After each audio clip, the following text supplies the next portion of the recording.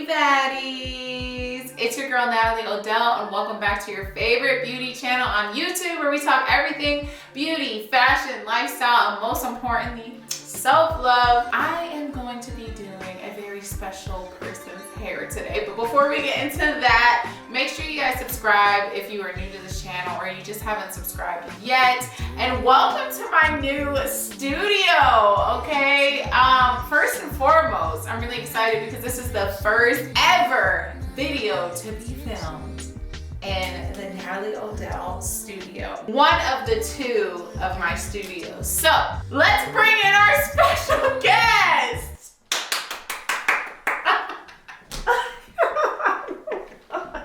Get in here. Try to guess real quick who it is by the laugh comment below.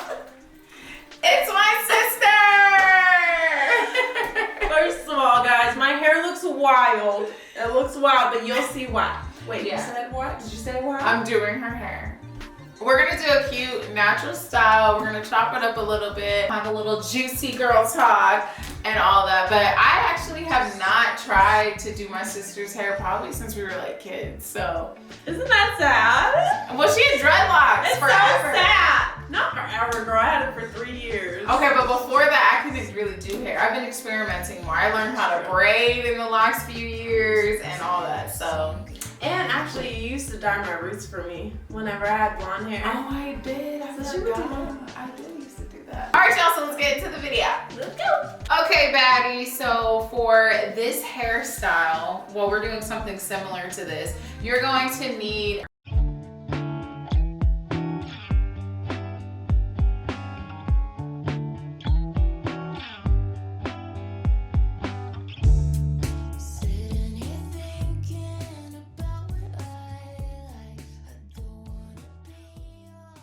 Okay, so I detangled her hair and you know, you're gonna have to style it and stuff at the end so it doesn't have to be like perfectly, you know, saturated or anything as long as it's not tangly. To start off, we're going to section the back from the front because this is the area we're gonna be mainly working with. And the back, I didn't really care too much about the part because it's just the back. She has like very full hair, so you're not really gonna see it. So the front though, we're gonna do more intricate parting and we're gonna section off like 3 areas. So we're gonna do a part here, here, and here, and then we're gonna part even more, okay? Okay guys, so we parted it into 3 in the front. Now we're gonna do even smaller parts.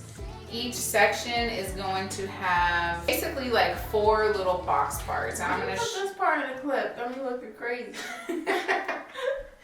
I'm gonna show you guys how that's gonna look right now. Girl, you can be cute at the end. That's all that matters. Okay, Baddies, so we did the 4 parts and this is what it's coming out like. As you can see, it's kind of like doing a tic-tac-toe board. It's kind of hard to tell, but we have a box here, box here, box here, and here. And yeah, that's what we're working with so far. So I remember one thing that I used a couple of times when we were younger. Do you remember it? What? It was called Just For Me. It was like a texturizer. It was supposed to help, I think, make your curls like a little more loose or something. And I remember it like it was yesterday. Yeah. Yeah, so I remember like my mom let me do that because I used to beg mom. I used to beg her like, let me perm my hair, please. Literally. I wanted to perm it so bad, but she never would let me. And I'm glad that she did it now. Super glad. Yeah, she was like, all right, we'll do the texturizer, but you can't perm it. And it didn't last long. I remember I liked it though. It helped a little bit. Yeah, it basically just made her curls looser because growing up, my sister always had like tighter curls than me. So she used to get like really upset. Thick hair. Cause like mine was more manageable and hers would get really nappy and just like bitch. hers would, you know, it was just a little more of a struggle. It wasn't bad. Yeah. It was just a little more of a struggle and like then it was just harder to manage. Like now it wouldn't be the case because girl, there's all this stuff out there left and right. Like My Black is Beautiful, some really high quality products that you can use. Yeah. Was not the case before. No. So real quick, now I'm going in and I'm ponying off those sections. So what I did to make it real sleek is I used the edge slayer and I'm coating it on the roots of the hair and I'm using a comb to flatten it, and now we're putting it in a ponytail so that it looks fire and neat. So speaking of growing up, you know, mixed or with a, you know, mom, because I do feel like our mom being white probably did have a little bit of a impact on how hard it was for us to deal with our hair. My mom honestly did do her best though. Like she would put our hair, like when we were young, I think it was easier for my mom, because when we were really young, my mom would put our hair in a bunch of braids and beads and stuff like that, and we would rock like really fun like hairstyles like that. But when you get older, you're in middle school and stuff like that, you can't be wearing those hairstyles too much in middle school. Like then was the era of, okay, have a cute relaxer or whatever the case might be, and my mom couldn't do like cornrows and stuff like that, so the styles became very limited, so it was kind of like a fend for yourself type of thing. I remember just using like pink lotion. Oh my gosh. And that didn't do nothing. Like, I don't know what pink lotion is for, but it dang sure wasn't to, I don't know, it wasn't to like keep your hair from frizzing or something though, because our hair used to still look crazy. Now listen, don't judge me because I'm new to this, not true to this, okay? I don't claim to really know hair, okay? We just doing the best that we can, but I am gonna pull out a little bit of edge slayage, okay? Do not do that. Why? Don't do this. Why? No, this is not an edge. Wait, you don't want to This is swoop not my edges, no. You don't want to pull swoop it. Why? Because I only really have natural edges on the side. Don't do that! Please. No! It's my hairstyle. I don't care. I gotta wear this. Listen, let me get a new client, cause please, please get a new client. Another handy dandy trick is to put the edge wax in the part to make cleaner parts. And yeah. So anyway, sis, how was it for you? Because I've had this conversation with other like mixed friends. Like, how was it for you growing up in society mixed? Because I know we were growing up together, but we were too young to talk about those type of things. I don't think we really knew what it was going on. But I think that mixed people face certain types of like struggles and stuff that white people don't face, and full black people probably face other struggles and stuff, but it is something to be talked about. Yeah, everyone has their own experience at the end of the day, and I feel like for mixed people, like you hear people, even like Bob Marley talked about it in one of his songs. Basically, like being mixed, it's like a weird in between where it's like you're not white, but then when you hang around certain black people that may consider you not black, then they make sure you know that you're not black either. Yeah. Especially having a white mom, we talked like pretty proper, and I remember feeling like most of my friends were white growing up, especially when we lived in northern Florida. And I remember like being around my white friends, like certain things would happen where I just knew like, okay, you guys definitely don't look at me as the same. Yeah, you don't look at me as like just a friend. I'm your black friend. Right, exactly. Like I was the black girl with green eyes to them, you know? And I would get certain like comments, like I remember, it's so funny looking back as an adult, because you think like, now as an adult, you would never let someone say something like that to you. But as a kid, you just let so much stuff slide. I remember there's this kid in school, and he was like known to be racist. He was like always wearing Confederate flags on his shirt, and he was just super redneck, and like he was known to be racist basically.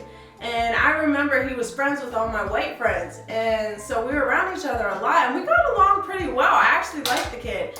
And he was like, you know, you're pretty cool for a black girl. Whoa. Yeah. And what did you say? Like, I probably just laughed or just didn't like, just shrugged it off. Like, knowing me, like, I also don't like confrontation. confrontation. So like I probably didn't even think much of it, or I just kind of laughed it off or whatever. But like certain things would happen like that around my white friends that would let me know like they don't look at me as the same as them though.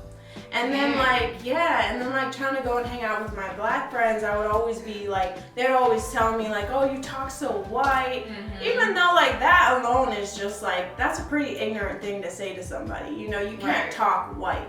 You can either talk proper or you can talk with slang. That's what it is. Exactly. You know, so that mentality just makes you think, or makes it sound like that black people can't talk properly, exactly. Which is not the case. That's crazy how like we kind of faced similar things, but also completely different things like growing up, because I was the opposite. My friends were mainly black, but I still felt like I didn't fit in. I think it was more so because of the fact that my black friends were all a little more urban and kind of ghetto and stuff like that. And I mean, I loved them though. They were like my friends, you know? And I felt like I definitely did feel like I fit in with them more as far as being, you know, the same color skin, having the same interests and stuff like that, liking, you know, urban music and those type of things. Than the white kids, because we definitely did grow up in like a very country area where it was like the white kids weren't just like probably regular white or valley or anything like that. The white kids were very country, so they were the ones that were hunting and only listening to country music and stuff like that. And there's nothing wrong with that. It just wasn't any of my interests, you know? Right, it's a different kind of culture. Exactly. I didn't, even my mom, you know, being white, that wasn't what my mom was into. My mom is an animal lover, so she mostly listens to reggae music. Like. Exactly. And what we learned about our Jamaican culture literally came from my mom. So when it came to, you know, anything that had to do with, you know, the music that we listened to, or even visiting Jamaica for the first time, it was 100% because my mom, she's not your average white woman. She might look white, but honestly, she's very cultured, and especially when it comes to the Jamaican culture, which is very different than like the Black American like culture. But it's still funny because I just remember growing up, we didn't really have like a specific place in society, I feel like, you know, because I do remember too just how like my sister said that her friends treated her and made it clear, you're my black friend. I feel like my friends did the same thing. Even though they were black, it was like they didn't treat me the same as they did their full black friends. I feel like maybe they didn't feel like I related as much. I remember being like the butt of a lot of jokes and stuff, and it was just like, if there was any white jokes to be made, it was always like, you know all about that type of stuff. So did you ever find yourself like in conflict with like your hair? Like did you ever want to perm your hair? Because I feel like that's like a common thing amongst like mixed kids growing up. Like a lot of us wanted to perm our hair and we wanted straight hair. Did you ever want that? Because I don't remember you ever asking mom for that. I begged her. You did? Literally cried. Yeah. Yeah, I definitely wanted a perm, and now like, you know, anytime I think about, you know, how much I love my hair now, I'm like, dang, I'm so glad mom never let me do it. And she didn't care, all the tears in the world. Like she'd be like, no. She would literally say, you'll thank me when you're older. And I would just be like, no, this is the end of my life. I'm the ugliest girl in school. Like I remember feeling ugly because of my hair and pounding it with so much gel, just to try to look, you know, like make my hair smaller. Please, nobody's hair is this big. Like it's either white girls or black girls with perms, you know? Yeah. Or like, you know, a lot of like my mixed friends growing up, they did perm their hair too. So it was just like, that made it a lot harder whenever you had friends that were mixed like you and they were able to perm their hair. Okay, so we have the hair section off into a bunch of little ponies, and now we're going to go ahead and connect them. Cross applesauce. Braids cross applesauce, girl. But what we are gonna do though is I'm going to wet and add a little bit of more of the edge layer on these parts because we want them to be smooth as they connect to the other side. This side to right here, hopefully you can see, turn around a little more, to here, and this side to here. But you see how it looks super fluffy? We don't want that because you want to be able to see the crosses, and then we're going to do that all the way across the head.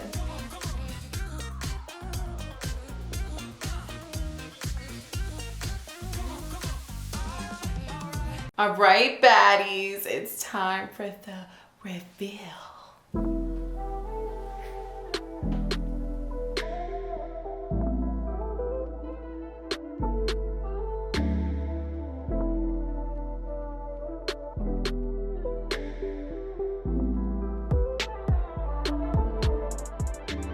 We're not gonna talk about how long this shit took. We're not gonna do that. That's one thing we're not gonna talk about.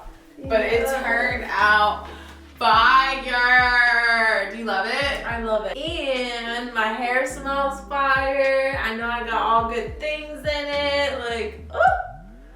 Yes, she came up on a cute hairstyle. This is about to last me at least for this week. Right. I'm like kind of low-key jealous. I wish I had a hairstyle.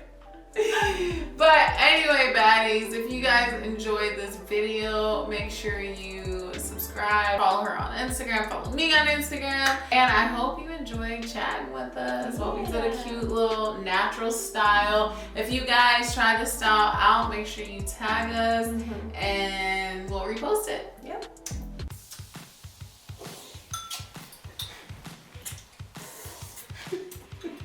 Noodle break. Should we talk more? Yeah.